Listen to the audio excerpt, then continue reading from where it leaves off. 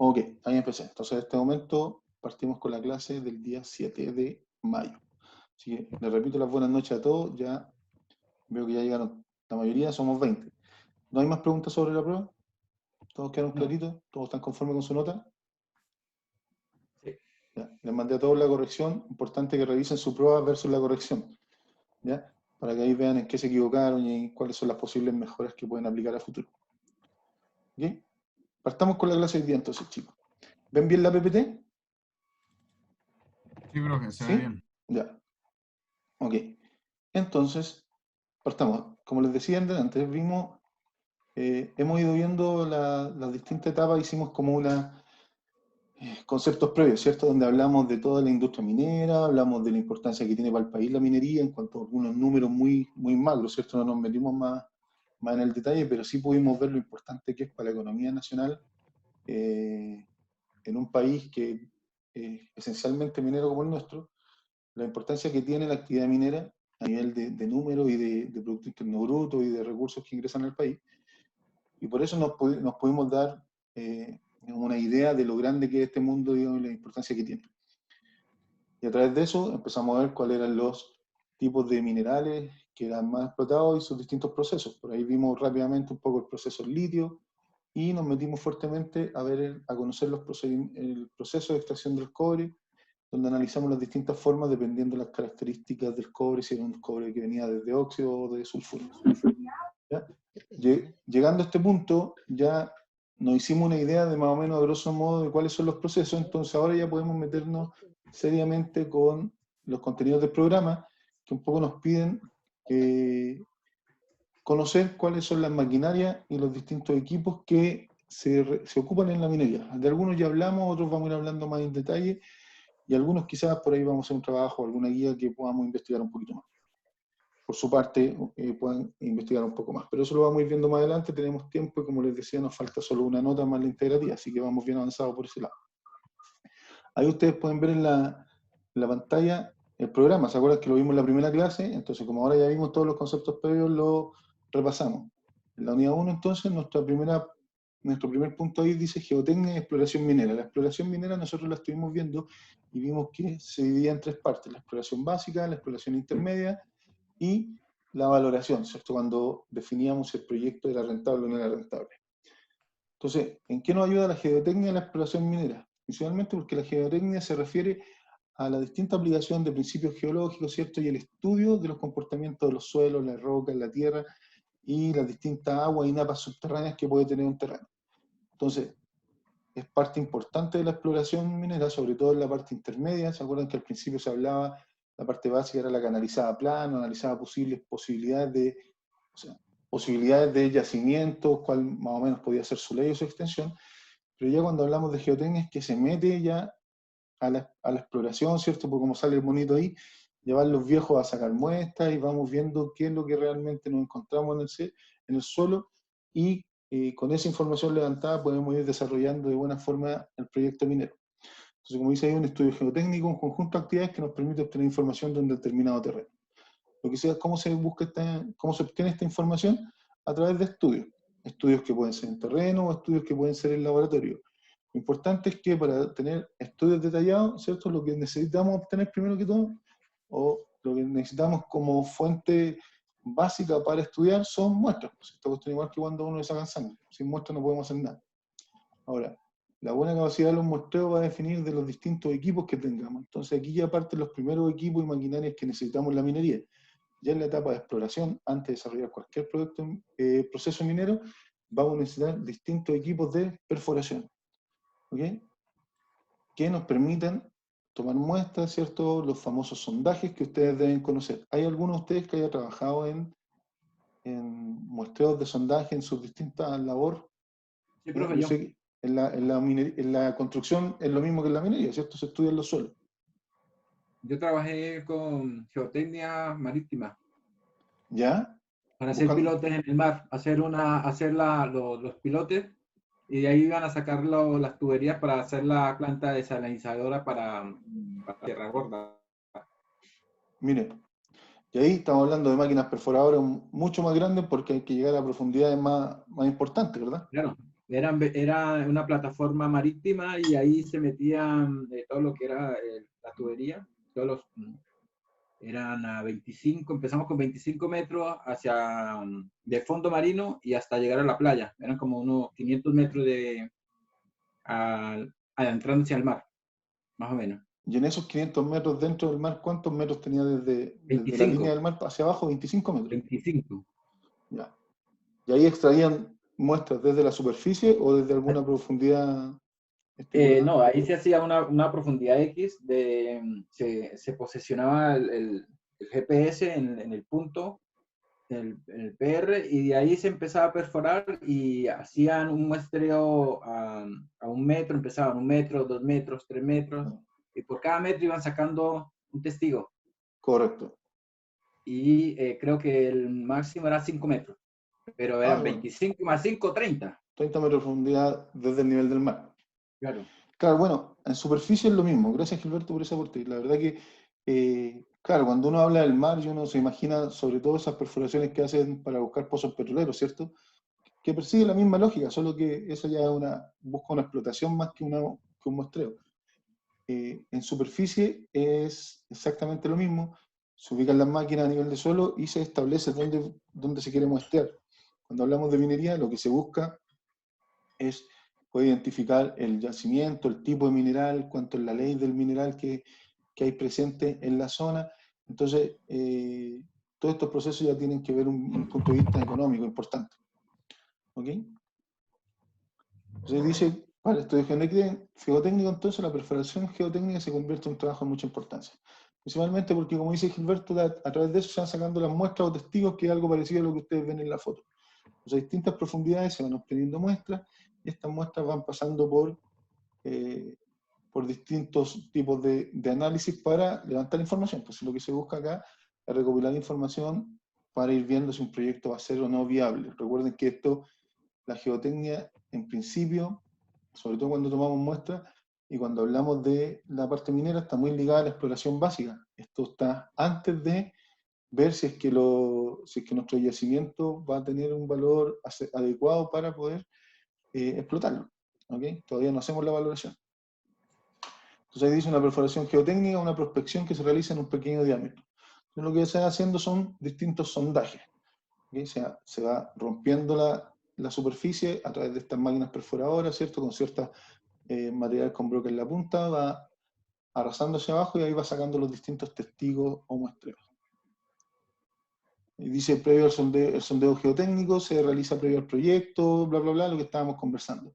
Con base en estos resultados se puede conocer, entre otras cosas, las propiedades mecánicas, el índice y el perfil estratigráfico. ¿Qué es el perfil estratigráfico? Habla de cómo está compuesto el suelo en las distintas capas. Por eso es un poco lo que decía Gilberto, que se van tomando muestras a 1, a 5, a 10, a 15, 20, 100 metros, lo que se define el proyecto. Recuerden ustedes que hay proyectos mineros que la mina llega a 700 metros. ¿Se acuerdan la famosa San José? Los mineros se quedan en el refugio, digamos, que está a más de 700 metros bajo el nivel de la mina. Entonces son perforaciones importantes que se van haciendo siguiendo la beta del material. Entonces cuando hablamos de perfil estratigráfico, lo que vamos hablando son cuál es el perfil que tiene el suelo en ese punto, cuáles son las distintas capas, de qué están compuestas. Esas capas pueden estar compuestas de tierra, de relaves, de arena. Entonces, a distinto nivel puede ir cambiando la composición de la corteza terrestre. Entonces, por eso es que se van haciendo estas distintas pruebas. Por tanto, lo que en un ¿Por qué principio... estoy yo? ¿Aló? No, disculpe, profe, que vengo recién llegando a la casa. Viene gritando, está bien, me parece bien. Viene marcando presencia. Tiré piedra desde la esquina. Viene gritando también, hablando afuera. Entonces, como les decía, dependiendo de este estudio, vamos a poder ir diferenciando cuáles son cómo está compuesto el terreno, ¿cierto? A distintas alturas, como les decía, puede que en principio sea material de sílice, solo roca, y después hay un terreno arenoso. En algún punto vienen las napas subterráneas, ¿cierto? Que también son importantes al ir perforando. Si alguno de ustedes ha trabajado en pilote, ha trabajado en micropilote, sabe que a cierta profundidad ya empieza a correr el agüita. O alguno que tenga algún terrenito en el sur sabe que ahí hay que entrar a picar, a hacer hoyitos, porque saben que a, no sé, 8, 10, 20 metros, 30 metros van pasando las distintas napas. Lo que es importante para la perforación, porque dependiendo de dónde están las napas, también vamos a tener que tener conocimiento de cuáles son los flujos, ¿cierto? Cuál es el caudal que esa napa va corriendo para que no perjudique el proyecto. Entonces, ¿cuál es la importancia que tiene, entre otras cosas, la perforación geotécnica que nosotros estamos realizando?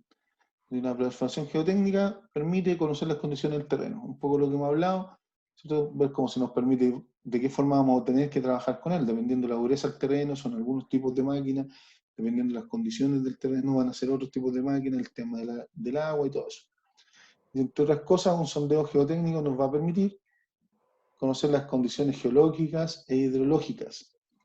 Cuando hablamos de condiciones geológicas, hablamos de cuáles son las condiciones que tiene el suelo, y cuando hablamos de hidrológicas, también tiene relación con las condiciones relacionadas con el agua que va pasando por las distintas capas y napas subterráneas. ¿Bien? Dice ahí, datos cruciales para realizar el cálculo del proyecto, prever cualquier variación que pueda generarse en las condiciones del terreno. Bueno, ustedes que si es que son napas muy constantes o caudales muy constantes, podrían perjudicar la estabilidad del terreno. Entonces, por eso es muy aconsejable tenerlo en vista. Otro punto nos permite determinar problemas constructivos, luego realizar una perforación geotécnica y obtener esos resultados. Se puede determinar factores como el tipo de maquinaria emplear, lo que estamos hablando, los tipos de cimentación, los materiales que deben ser excavados. Esto nos va a entregar información de la dureza o el tipo de material, y la profundidad del nivel freático. ¿Ustedes conocen el concepto de nivel freático? ¿Alguno de ustedes lo ubica? Sí, el nivel donde ya existe una napa subterránea, y eso generalmente se saca un estudio de suelo y se Claro, ven, digamos, los estudios geotécnico, en estos mismos estudios. geotécnicos, claro. Claro, estos estudios son los mismos, los comparte la construcción, son los mismos que ustedes ocupan en sus distintas labores, son los que parten acá. Y claro, la profundidad del nivel freático es donde encontramos agua, es la parte superior, la altura superior, digamos, de donde hay agua. En este caso puede ser cuando vamos perforando, cuál es el nivel en el que aparece agua, que aparece un caudal. ¿Bien? Es súper importante, no es lo mismo. Es para ver, en el fondo, es un estudio de a dónde nosotros vamos a trabajar más que nada. Claro, lo que pasa es que si tú pretendes hacer una mina, por ejemplo, bueno, si cuando ustedes están haciendo un proyecto, un edificio, nosotros sabemos que en toda la superficie terrestre hay napas subterráneas con agua corriendo por debajo, ¿verdad? Eso lo conocemos, lo hemos sabido siempre. Entonces, es importante conocer a qué altura están esas napas. Pueden haber napas que estén a 5 metros, como pueden haber otras que estén a 40 metros. Entonces, dependiendo de dónde estén, la condición que ustedes van a requerir para instalar los cimientos de su proyecto van a ser distintos. ¿Okay? Si tenía una napa subterránea de 50 metros, no sé, y tu pilote va a medir 10 o 15, no son mayores los temas que hay que hacer, digamos. Pero si justo a los 4 metros pasa una napa subterránea, claro, hay que considerarlo, ¿verdad? Porque eso puede perjudicar el proyecto. ¿Okay? Por un poco lo que dice ahí, distintos riesgos de filtración en los proyectos. Imagínense una mina que se está perforando un dique, se está perforando una chimenea, que vamos a ir hablando cuáles son esos términos, justo donde pasa agua, entonces podría en un punto generar filtraciones dentro de la mina y poner en riesgo la operación de la mina y la vida de las personas, que a ese nivel, cuando estamos trabajando dentro de la tierra, la verdad que cualquier cosa puede afectar la vida de las personas. Otro punto es que en qué nos va a permitir, digamos, las distintas perforaciones geotécnicas, es ir definiendo la tipología y la dimensión del proyecto.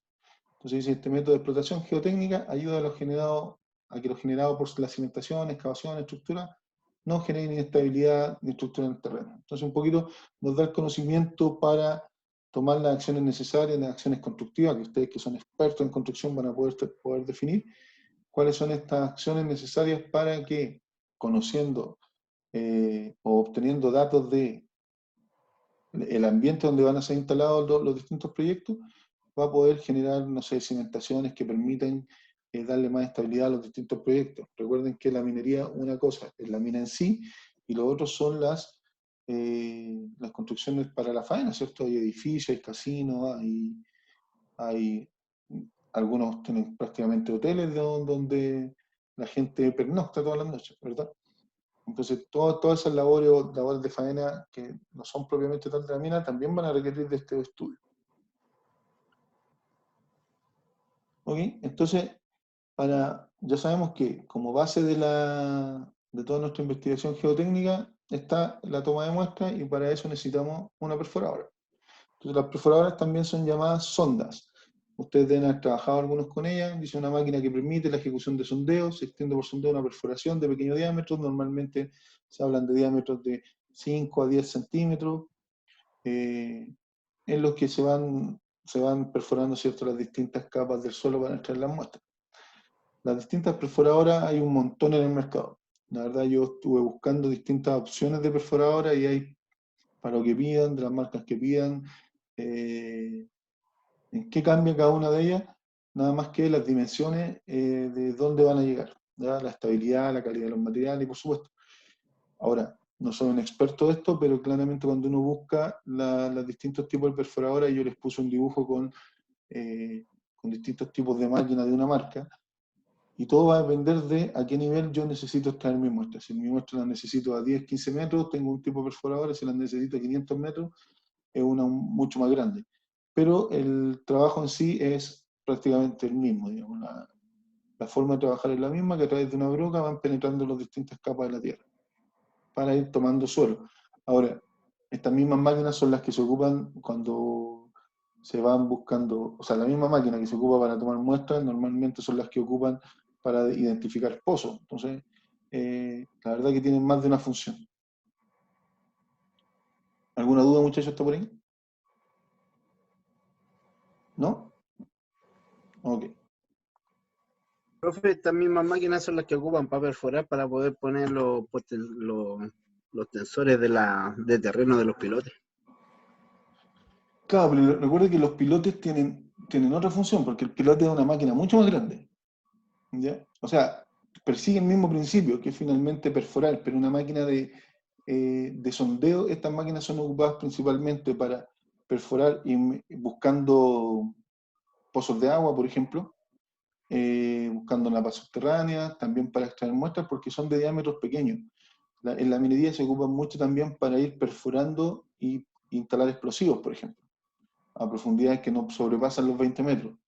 Entonces, se diferencian principalmente las de los pilotes, porque los de los pilotes son gigantes, pues una máquina que tiene un cabezal y una broca de aproximadamente, ¿cuánto? Medio metro. ¿Okay? No, Y lo que eso me es refería son enorme. ¿Sí, le escucho, Luis? que son los tensores que le ponen a los pilotes en obra. Ah, ok. Ya se lo entiendo. Sí, ¿Son probablemente. similares, profe? Probablemente. Chicos, nos están quedando como siempre, me está avisando el programa 10 minutitos, así que, caso cualquier cosa, yo voy a darle nomás hasta que se cierre y después le subo el video, ¿ya? Recuerden entrar al chat. Claro, como bien decía Luis ahí, se les va a ocupar, van a tener más de un uso. Ahora, estas máquinas son muy parecidas a las que se ocupan para instalar los micropilotes, por ejemplo, que son perforaciones mucho más pequeñas. ¿Ok? La idea es la misma, en este caso es ir extrayendo muestras. Ustedes saben, la perforadora más, así como dato, ¿ustedes se acuerdan cuál fue la perforadora más famosa en este país? La famosa T-130, que fue la que permitió llegar con el sondaje hasta el rescate de los 33 mineros. ¿Okay? Que fue por ahí. Ya este año cumplimos 10 años de aquel magno evento. Esa la trajeron los gringos, ¿no? Si mal no me acuerdo. Está la región los Porque, gringos, claro, y sí, mecánicos po. australianos y todo un tema. No estaba en Chile una de que llegara a esa profundidad. No, y vino Bruce Willis y todo el tema. Claro. Ya cuando uno investiga un poco el tema, yo estuve leyendo varias cosas. Algunos dicen que fue un show mediático, que se podían haber sacado por otro lado. Bueno, ustedes saben que después de la guerra son todos capitanes, así que como los viejos ya están afuera, ahora todos están diciendo que se podrían haber sacado de otra forma sin tanto show y más rápido. Pero bueno, esta maquinita fue la que a todos nos hizo gritar un día cuando... Yo me acuerdo muy claro que era un día domingo, en la tarde, cuando salió el famoso papelito que Piñera anduvo mostrando por todos lados. ¿Ya? Un hito súper importante para la minería y para el país, pues ya en 10 años de aquel hito, fue en agosto del 2010. Ok, entonces, a través de estas distintas máquinas perforadoras vamos a obtener muestras para realizar distintos test o pruebas geotécnicas. Estas pruebas se dividen en dos, pruebas de terreno, pruebas de laboratorio. Les voy a mencionar algunas de estas pruebas para que se hagan una idea. Cuando hablamos de pruebas de terreno está la prueba, dice el ensayo SPT, que es Standard Penetration Test, ¿okay? Con un penetrómetro, muy curioso el nombre del instrumento. ¿Qué es lo que habla esto? Lo que busca es medir cuál es la densidad relativa del suelo, cuál es la compactibilidad, y lo que hace no es otra cosa que un punzón, darle cierta cantidad de golpes y ver hasta dónde ingresa o cuántos son los golpes necesarios para introducir 30 centímetros de ese instrumento en la tierra. ¿Ya? Con eso se puede ver la dureza, cuán compactos están los terrenos, y ahí dice el ángulo de rozamiento interno y un montón de otro tipo de pruebas. Es una de las pruebas que se hace. Otra prueba de terreno se puede llamar el ensayo de carga por placa, que lo que hace es, a través de un instrumento, una placa con hidráulica, le va metiendo fuerza y va viendo cuál es el tipo de deformidad que presenta el terreno, ¿sí? A través de una presión constante. Ahí dice relación presión-asiento, cuánto se deforma el suelo respecto a la presión o el coeficiente de balastro. El coeficiente de balastro, la verdad que es un número que se toman distintos factores de cuál es la extensión de la deformidad y tiene una relación ahí con el peso y la carga incluida, es un número bastante importante para el área constructiva sobre todo, ¿no? Que tiene que ver cuánto se va a deformar el suelo con el peso que le pongan encima. Otra prueba de terreno puede ser ensayo bombeo, ahí dice que permite conocer el funcionamiento del agua en el subsuelo.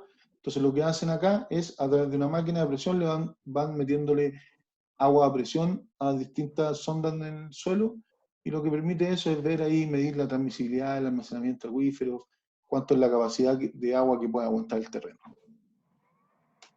Algunas pruebas de laboratorio, ensayo organoléptico, a las distintas muestras que se toman ahí, distintos testigos, como decía Gilberto, que se parecen mucho a los que están ahí en la imagen. Cuando hablamos de ensayo organoléptico son todo lo que podemos ver y revisar con nuestros sentidos. Entonces estamos hablando ahí de detalles de color, olor, presencia de escombros, el aspecto que tiene la tierra. Después también hacemos distintos análisis químicos, composición química del suelo. Yo les contaba en las clases pasadas que yo trabajé en un laboratorio que hacía eso. Lo que se hace es que a distintas muestras de terreno se le van agregando reactivos químicos para extraer los distintos minerales que tiene, y después a través de equipos como los espectrofotómetros se puede determinar cuál es el porcentaje de mineral que tiene de cada uno de los minerales valiosos, los metales valiosos. Entonces, se van tomando muestras, esas mismas rocas se pulverizan y quedan en muestras así que después nos permiten para hacer distintos análisis químicos. Ensayo granulométrico, que nos permiten ir pasando por los distintos tamices. No sé si ustedes han visto esos equipos, deben haberlos conocido. Sí, nos pasaron eso en técnico en construcción, algo similar. Claro, De los tamices. son distintas mallas. Los tamices finalmente son un tipo de coladores, ¿verdad? Donde cada uno tiene, el número del tamiz depende de cuántas perforaciones tiene por pulgada o por milímetro cuadrado, o por centímetro cuadrado. Entonces, mientras más grande el número, más chico es el orificio, digamos, y deja pasar las partículas más pequeñas. Entonces, aquí lo que se hace es poner una muestra considerable en el tamiz de orificio más grande, y estos pasan por una máquina, por una base vibratoria, y hace que todas las partículas más pequeñas vayan bajando a los niveles inferiores, y se va bajando de nivel. O sea, cada vez que uno pone un tamiz, el de más abajo tiene un diámetro de perforación más pequeño, ¿cierto? Entonces va atrapando más material, y después que uno tiene listo el proceso, normalmente son unos cuantos minutos que pasan con vibración, se puede establecer cuál es el porcentaje de tierra o de mineral que queda atrapado en cada uno de los tamices, y ahí uno puede tener o generar un perfil de más o menos el tamaño de roca o el tamaño de cada una de las partículas. La verdad que son ensayos fáciles de hacer y muy importantes. Y ensayos mecánicos, ahí dice su objetivo es conocer cuál es la capacidad, resistencia y rigidez del material de suelo. Con esto se forman distintas probetas y son sometidos a presión, a dureza, a deformación, ¿ya? Hay distintos tipos de análisis que se van haciendo para ir conociendo cuáles son las capacidades de los suelos. ¿Okay? Bueno, ahí hablo un poco de cuáles son la importancia de la geotecnia, ¿cierto? Que nos va ayudando a conocer las capacidades de los suelos para, por ejemplo, trabajos de relave en las minas, donde conociendo la permeabilidad del terreno, podemos ir dejando agua o distintos desechos sólidos. ¿Se acuerdan un poco cuando veíamos el tema de la lixiviación? Que habían etapas donde necesitábamos formar piscinas y para eso necesitamos suelos que no sean tan permeables, ¿verdad? Que puedan ser más compactos, que no dejen el paso o que se contaminen tanto en la napa subterránea. Entonces, para todo eso, ese sistema nos va a ayudar el conocer las características. ¿Dudas, muchachos, hasta acá? Ya estamos a 2 minutos que se nos corte la señal. La próxima clase vamos a empezar con el otro punto, que es cuando hablamos de micropilotes y anclaje. ¿Ok? ¿Dudas hasta aquí, muchachos? Pueden deshabilitar sus micrófonos para que conversemos estos 2 minutos. Don Eduardo, ¿alguna duda? No, profe, no, justo cuando iba a hablar de Platón. No, profe, estoy súper claro. Ya. Don Gilberto, ¿todo bien? Sí, yo creo que, profe, de pronto, comparando un poco, yo de la construcción no sé mucho en el sentido de estar en terreno y viendo cuando perforan, este tipo de cosas, pero veo que las máquinas de perforadoras para lo que son las excavaciones de construcción tienen un diámetro mayor, uno las alcanza a ver cuando hacen un edificio, van a hacer, ¿cierto? Que las que son de sondeo, los sondeos son para sacar una muestra nada más, son más chicas, y lógicamente que los testigos son más pequeños. Entonces, un preestudio se hace con el sondeo normal, digámoslo así, de acuerdo a qué profundidad vamos a llegar, se sacan los testigos y después se hace ya lo que son las pilas y todo lo que es la fundación con una máquina más grande. Eso Correcto. me imagino que debe ser así. Como usted bien dice, las máquinas para sondeo son, por eso yo les decía al principio, son entre 5 y 10 centímetros de diámetro. Ya cuando uno habla de una máquina para pilotes o micropilotes, por ejemplo, un micropilote puede medir hasta 10 centímetros, 15 centímetros de diámetro, y un pilote estamos hablando de 70, 80 centímetros de diámetro. Sí, Entonces, claro, la perforación o la máquina para perforar va a depender de cuál es el objetivo que tenemos. Entonces, en este caso, nosotros estamos en la etapa de estudios, y para estudios se hacen perforaciones pequeñas. ¿Okay? Para, como usted bien dice, ir sacando solo muestras. Francisca, que está tan contenta, ¿algún comentario? No, ninguno. Don Javier, ¿todo bien? No, en esto no, estoy bien. Estaba viendo lo de la geotecnia. Muy bien. Pégale una repasadita. Acuérdense que esto